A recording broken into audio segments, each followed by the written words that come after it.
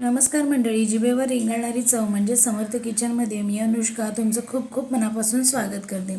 आज आपण पारंपरिक डाळिंबीची उसळ कशी करायची ते बघणार आहोत। चला तर मग पाहूया, सुरुवात करूया आजच्या व्हिडिओला।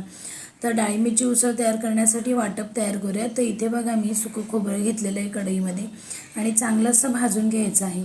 तर सुकं खोबरं भाजायला जास्त वेळ लागत नाही, अगदी 5 ते 7 मिनटात छान असं भाजून तयार होतं। बघा छान खरपूस भाजलं आहे, ते थंड होते तोपर्यंत इथे बघा मी हे जे वाल आहेत ना ते छान असे भिजवून चांगले मोड आणलेले आहेत। तर मोड आणलेले वालाची मस्त अशी उसळ तयार होते। तर इथे बघा हे सगळे वाल घेतलेत। आता जे कढईमध्ये खोबरं घेतलेलं ते चांगलं थंड झालेलं आहे आणि मिक्सरला आता फिरवून घेतलं आहे।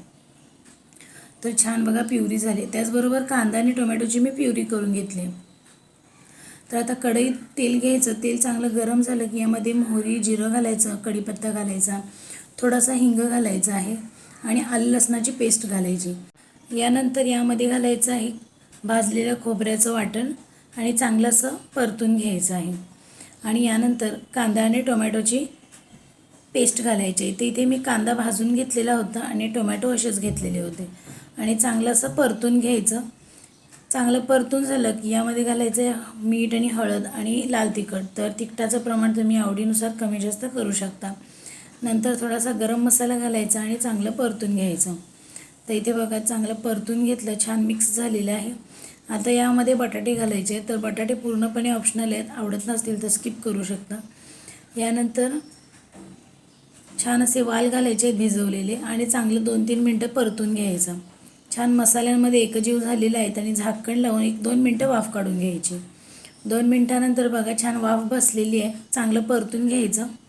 तर अजूनही डाळिंबीची उसळ जी आहे ती अजून शिजलेली नाही आहे, फक्त परतून घेतलं मी। आता यामध्ये गरम पाणी घालायचं। इथे मी वाटीभर पाणी घातलेलं आहे, म्हणजे भाताबरोबर आणि चपातीबरोबर सुद्धा खाता येईल अशी मध्यम ग्रेव्ही केलेली आहे। तर इथे बघा छान असं ढवळून घेतलं आणि असं झाकण लावून 10 मिनिटं चांगलं शिजवून घेतलं आहे।